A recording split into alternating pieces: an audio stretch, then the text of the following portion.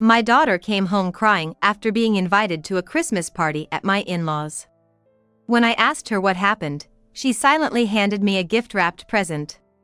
"Mom, look at this." "Why?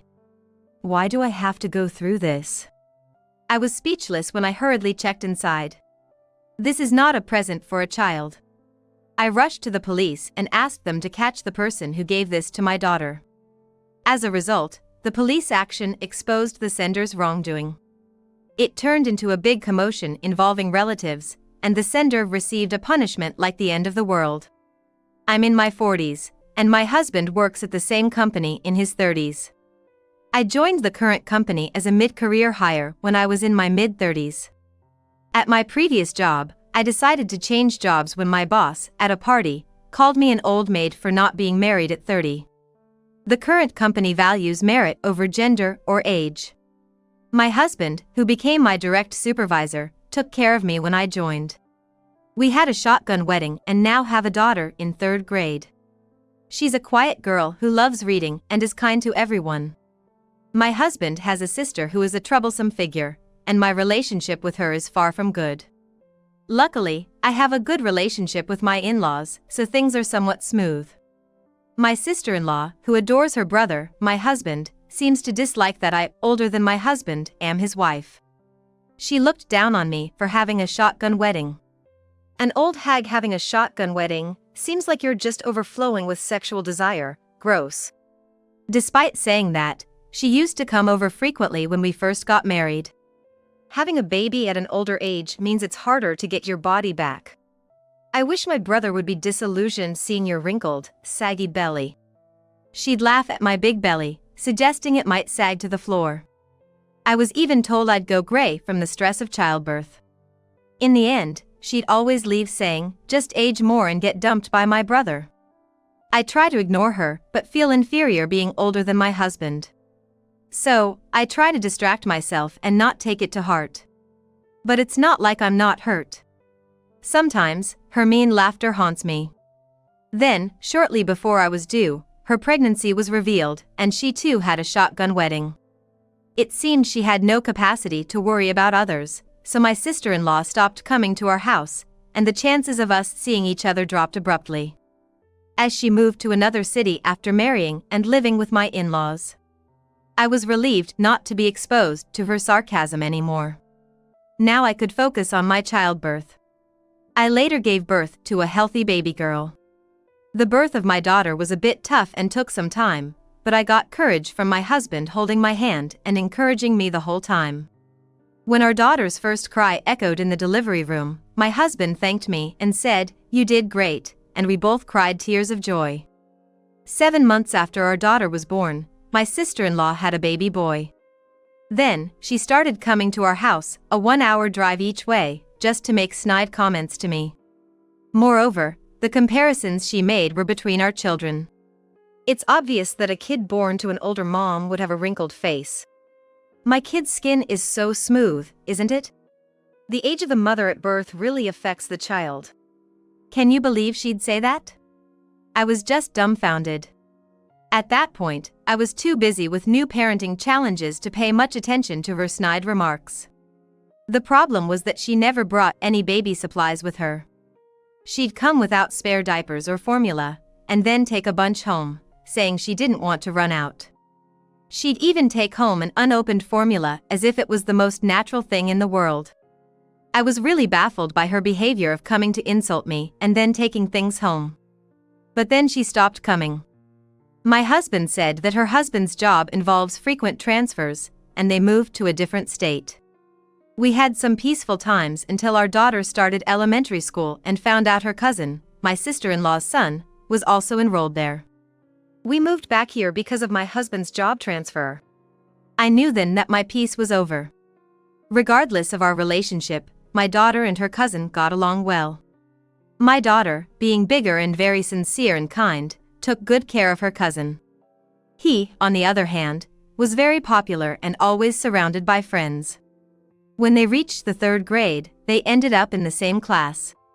One day, my daughter won an award for a reading reflection she wrote for a summer project. Even got published in the newspaper.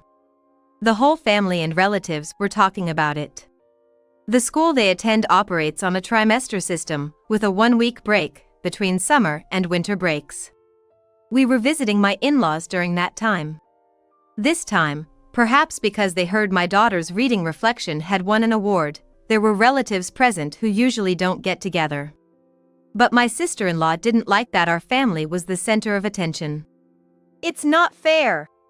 That book was supposed to be for my son, but your daughter took it." The truth was, they had just swapped books. They couldn't decide which book they wanted to read, so they agreed to swap after finishing. After each of them finished reading the 2 books, they discussed and decided together which book report they would write. My nephew liked the book my daughter read first, so she let him have it. When I explained this, my sister-in-law accused me of writing the reflection for my daughter. Actually, I used to write novels as a hobby in college. She must have heard from my husband about that. Unknown to me, my sister-in-law was spreading rumors among the parents at school that I had a connection with one of the judges and had asked for a favor for my daughter's writing competition. My daughter heard the rumors and was downcast. Seeing her so downcast that she even stopped reading her favorite books, I had reached the limit of my patience. I couldn't stand it anymore, seeing her so upset not just over me, but now she was the target of the mean comments. I wanted to discuss everything that had happened with my in-laws, but I first confessed everything to my husband. For the first time, I told him everything his sister had done to me since we got married. She had even taken clothes I bought for my daughter when she was a baby. "Babies can't tell the difference between boys' and girls' clothes," she would say. She even hit me and called me fat when I was pregnant, saying I looked like a sumo wrestler and should try a sumo stomp. My husband was furious, saying it's not something to say to a pregnant woman and that his sister's actions were like theft. He decided we should share this with his parents, and he would be the one to tell them. Then, my husband and his parents went to my sister-in-law's house together. She was surprised to see her parents suddenly, but was overjoyed to see her beloved older brother. However, she ended up getting a harsh lecture from him and started to resent me. "You snitched to my favorite brother, you old hag. Acting like a tragic heroine must feel good, right? It's the worst for me, though. Take responsibility, you old maid." At first, I answered her calls thinking she was apologizing, but it was just her venting her grudges. After that, I set her calls to go straight to voicemail and ignored them. The calls stopped after about half a month. I thought she got bored since I wasn't responding, but I found out later that wasn't the case. In December, a children's Christmas party was organized at my in-laws. It was the first time they did something like that, so I wondered why this year, but my daughter was excited to receive an invitation. She had fond memories of a Christmas party at her kindergarten and thought elementary school would have one too. However, her school didn't do it because of their stance on religious events. Why bother with religious reasoning when Christmas has evolved in its own unique way? I thought, but apparently, some parents are quite fussy about it. I told my daughter we should do it at home, and we had our own family celebration last year. She enjoyed exchanging gifts at the party. The invitation for the party at my in-laws stated that we should prepare a gift within a $20 budget. My daughter and I spent time at a nearby large shopping mall choosing the present. She picked out one of her favorite picture books, hoping to share her thoughts with whoever received it. On the day of the Christmas party, she carefully held the present she picked and happily headed to my in-laws. Their house is a 10-minute bus ride from the bus stop, a minute's walk from our house. I let my mother-in-law know my daughter was coming, and she offered to pick her up. 10 minutes later, my mother-in-law called to say my daughter arrived at her house, and I finally relaxed. But 30 minutes after that, everything changed. I thought my daughter would be enjoying the Christmas party by now, but suddenly I heard the front door open. It was a weekday, and my husband was at work. I was working from home because my daughter was on winter break. The door opening unexpectedly alarmed me, so I hurried to the entrance, only to find my daughter sitting on the floor, crying. I asked her what happened, and she handed me a gift-wrapped bag. She said I would understand once I looked inside, so I took out the contents.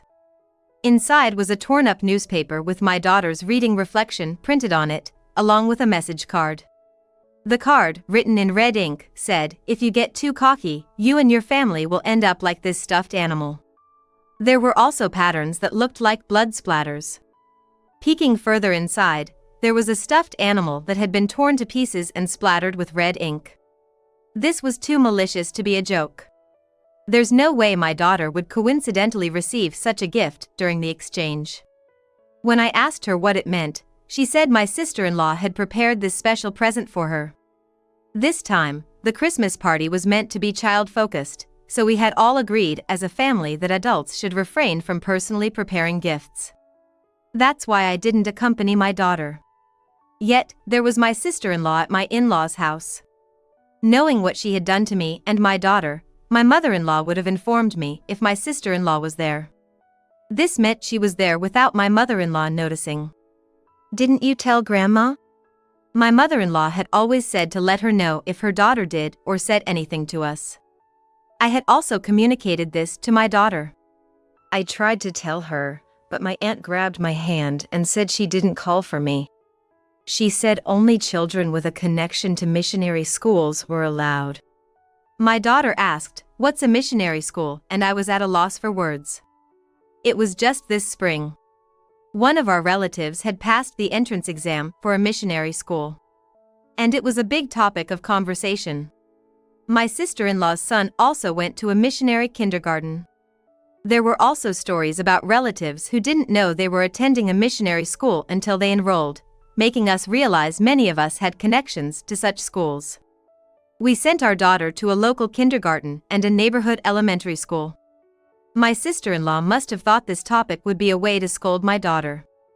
I told my daughter to stay inside and, with the gift she received in hand, I rushed to the police station alone.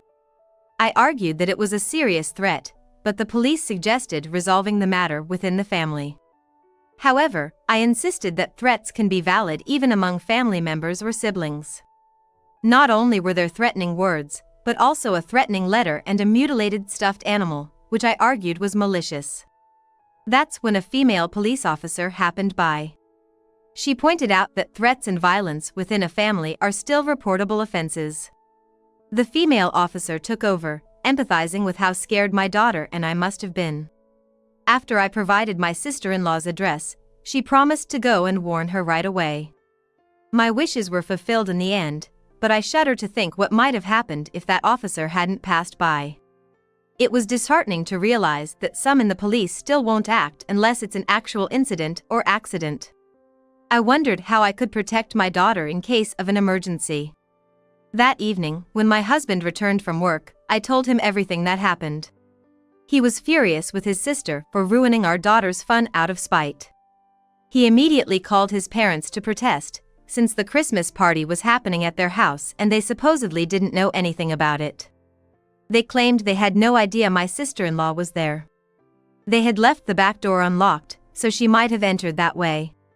My mother-in-law apologized for not paying attention to the comings and goings of people as she was busy picking up other grandchildren nearby. My father-in-law had been away at work during the day.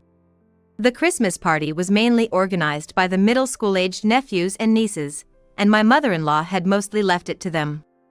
Apparently, the police officer had firmly warned my sister-in-law later. From what I heard, she was told that any further reports could lead to more than just a warning, so things should be fine for the most part. However, my in-laws were distressed by my sister-in-law's actions, which had gone so far as to involve the police. It could potentially lead to criminal behavior. Consequently, they called a meeting with both our family and my sister-in-law's family, with the parents present for discussion. When we arrived at the designated time at my in-laws' house, my sister-in-law and her husband hadn't shown up yet. They finally appeared right at the last minute, with my sister-in-law clearly sulking. It was obvious she wasn't remorseful and was resenting me for calling the police. Her husband, sitting next to her, looked clueless about why they were summoned. He seemed to have been called without being informed of the reason. During the discussion, he was shocked to hear for the first time about all the things his wife had done to our family. Unaware that things had gotten to this point, my sister-in-law's husband profusely apologized to us, feeling sorry. My in-laws, seeing his reaction, asked my sister-in-law if she had anything to say, but she just responded with not really. She didn't seem to understand why she needed to apologize, acting as if she hadn't done anything wrong.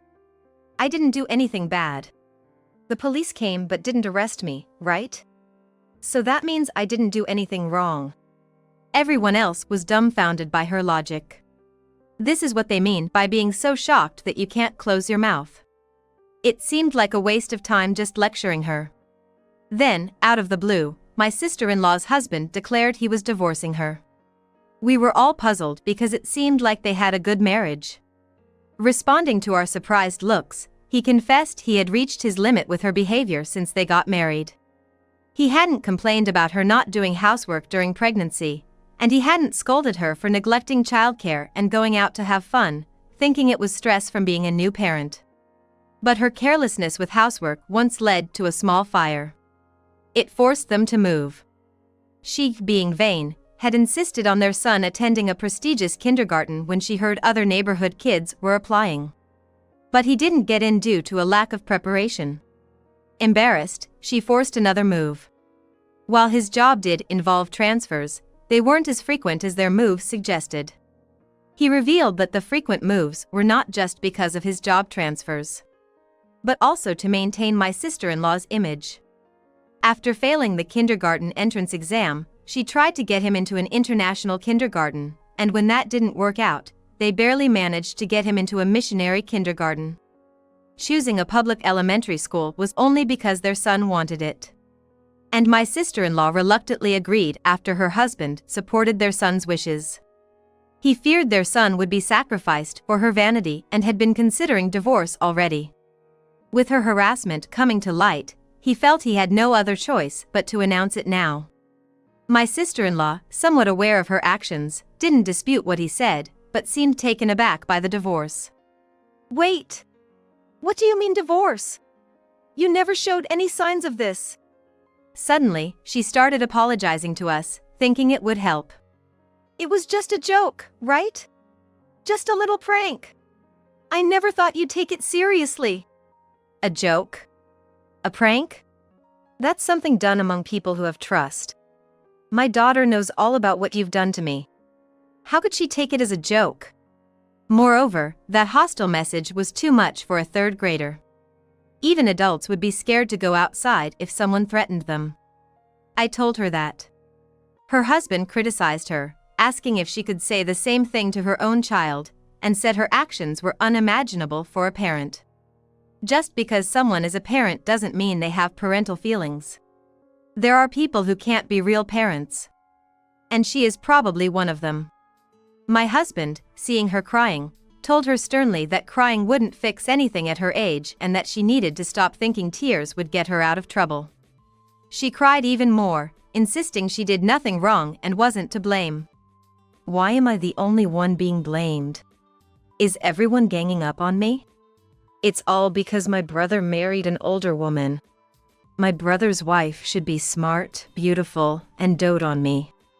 Our marriage and her harassment are totally separate issues, right? We already thought she was a bit off, but even my husband was astonished at her stupidity. No one tried to comfort the inconsolable sister-in-law. The discussion couldn't continue, so we decided to adjourn for the day. Her husband had to drag her to the car and take her home. Their divorce eventually happened, but it was a messy affair due to her stubborn refusal to agree. Her son's accidental revelation might have been a factor in her agreeing to the divorce. He, without any malicious intent, simply shared what he saw with his friends. However, the parents who heard the rumor did not remain silent. After winter break, at school, my nephew talked about having a Christmas party with his older cousins. It seems that at school, they used a class to have a presentation about their winter break memories. Among stories about what they did on New Year's Day and video game consoles they received as Christmas gifts. We all exchanged presents. Then I saw my mom giving my cousin a special present just for her, and I thought it was unfair. When the teacher asked what kind of present it was, my nephew described exactly what he saw. I saw it. The cute stuffed animal was all torn up with lots of red stuff on it, like blood. The story became a topic of discussion among the school teachers, and it escalated into a major issue after the children who heard it went home and told their parents. My daughter, with her heart still hurt, hasn't been able to go back to school since the Christmas party. Since everyone knew that my daughter and her cousin were related, they speculated that her absence was related to the incident. Of course, that was the case, but I wished it had remained unnoticed and left undisturbed. I had intended to wait until my daughter was ready to go to school on her own accord. Her cousin didn't share the story to be funny, but rather to find a way to stop his mom's terrible behavior. He, too, was pained by her actions. Learning this, her husband realized he couldn't delay the divorce any longer and agreed to her demands in exchange for her consent to the divorce. By then, she had become infamous in the neighborhood as the woman who threatened children, and no one would associate with her. She was even pelted with garbage when walking outside and, feeling cornered, agreed to the divorce, thinking returning to her parents' home would end her nightmare. Her husband had no intention of giving up custody, but she readily relinquished it. I'll remarry someone much better than you. Kids are a nuisance when remarrying, so I don't need him. She even said this in front of her son. But he stood up to her. I don't need a terrible mom like you. I have a cool dad, and that's enough. Never show your face to my cousin again. She left with a final retort, "You'll regret this later." However, it was my sister-in-law who ended up in tears. When she triumphantly returned to her parents' house, they turned her away at the gate, banning her from ever showing her face there again. With nowhere to go, she resorted to spending nights with random men in exchange for meals and a place to stay.